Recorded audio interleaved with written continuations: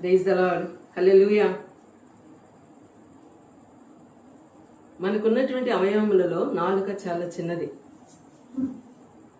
ఆ చిన్న నాలుక మనం జాగ్రత్తగా కాపాడకపోతే అనేక నష్టాలను మనకి తెచ్చిపెడుతూ ఉంటుంది. ఆ నాలుకతోనే ప్రభువును స్తుతిస్తూ ఉంటారు, ఆ నాలుకతోనే శపిస్తూ ఉంటారు.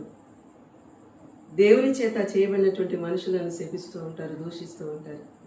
ఒక్క నోటి నుండి శాపవచనము, ఒక్క నోటి నుండి దేవుని స్తుతించే విధానము రాకూడదని వాక్యం సెలవిస్తూ ఉంది.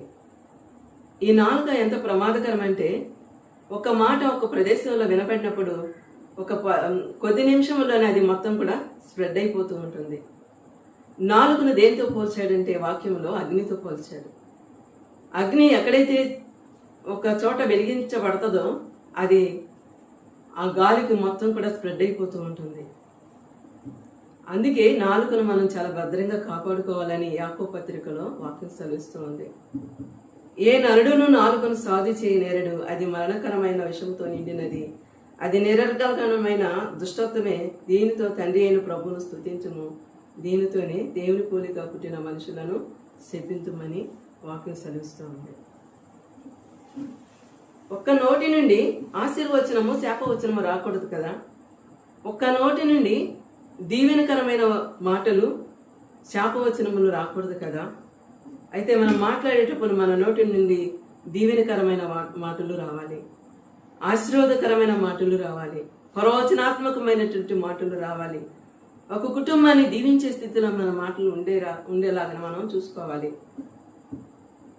11వ వచనంలో, యాకోబు పత్రిక 3వ అధ్యాయం 11వ వచనంలో మనం చూసినట్లయితే, నీటి బొగ్గలో ఒక జల నుండి తీయని నీరును చేదు నీరును ఊరునా, నా సహోదరులారా, అంజురపు చెట్టున ఒలివ పండ్లైనను ద్రాక్ష తీగన అంజురపు పండ్లైనను కాయినా, అటువలే ఉప్పు నీళ్లలో నుండి తీయని నీళ్లు ఊరవు. దేవునికి స్తోత్రం కలుగును గాక. 3 ఉదాహరణలు మనకి ఇక్కడ ప్రస్తావించడం జరిగింది.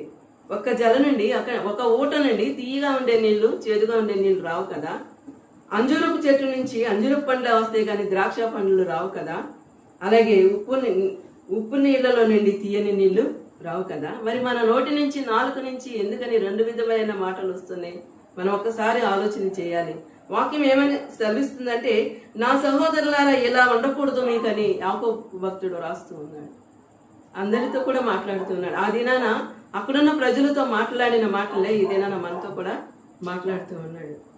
నాలుకను మనం భద్రంగా కాపాడుకున్నప్పుడు మనం మన శరీరం అంతటిని కూడా స్వాధీనంలో ఉంచుకోగలమని కూడా వాక్యం